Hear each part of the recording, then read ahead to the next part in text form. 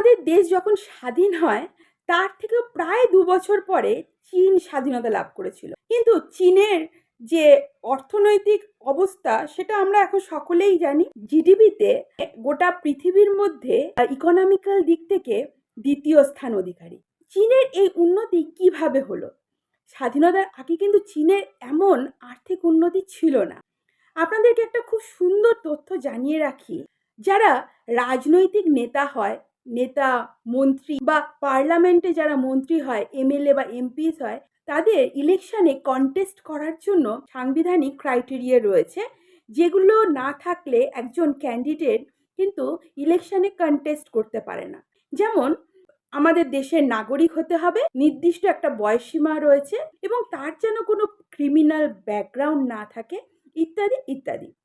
কিন্তু খুব অবাক করে দিয়ে সেখানে কোনো কোয়ালিফিকেশন বা কোনো একাডেমিক ব্যাপার কিন্তু উল্লেখ করা নেই। আমাদের সংবিধানে সেই ধরনের বিষয়গুলো নেই।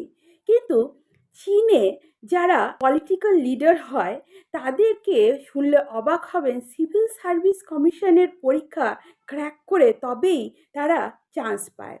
তাকেও এই দেশের নাগরিক হতে হয়, ওদের দেশের যে একটি সংখ্যাগরিষ্ঠ পার্টি রয়েছে তার মেম্বার হতে হবে, একটা নির্দিষ্ট বয়সসীমা রয়েছে এবং অবশ্যই তার যেন কোনো ক্রিমিনাল ব্যাকগ্রাউন্ড না থাকে।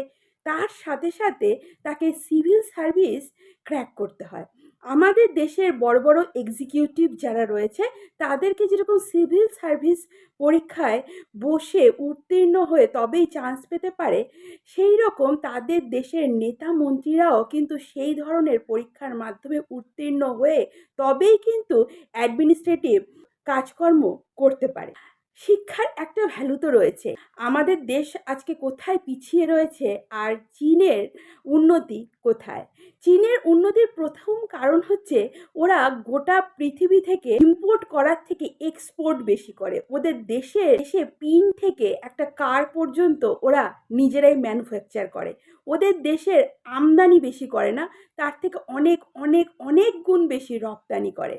তাই ওদের বৈদেশিক মুদ্রা দেশে আসে, ওদেরকে খরচা করতে হয় না বা কিনতে হয় না বা লোন নিতে হয় না। সেই কারণেই চীনের আর্থিক উন্নতি এতটা। তার সাথে সাথে আরও অনেক কারণ রয়েছে, সেগুলো ইলাবোরেটলি এখন বলা সম্ভব না, ভিডিও অনেক বড় হয়ে যাবে।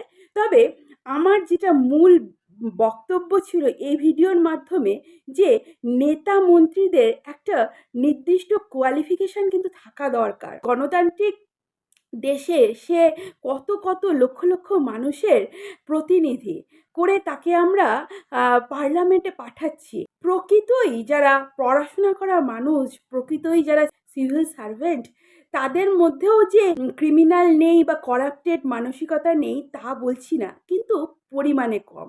তাই নেতা মন্ত্রী হওয়ার আগে সংবিধান সংশোধনের মাধ্যমে এই ধরনের একটা আইন আনলে মনে হয় আমাদের ভবিষ্যৎ প্রজন্মের জন্য খুব ভালো হবে। যে নেতা মন্ত্রীদেরও একটা পার্টিকুলার এডুকেশন থাকা দরকার, একটা কোয়ালিফিকেশন থাকা দরকার, একটা বিশেষ পরীক্ষা বা প্রস্তুতির মাধ্যমে তাদেরকে কোয়ালিফাই করতে হবে, তারপরেই তারা এলিজিবল হবে কোনো বিশেষ পার্টিতে নাম লেখাতে এবং সেখান থেকে তারা অ্যাডমিনিস্ট্রেটিভ বা পার্লামেন্টারি ব্যাপারগুলো দেখাশোনা করার দায়িত্ব পাবে। ভিডিওটি ভালো লাগলে অবশ্যই শেয়ার করে পাশে থাকবেন।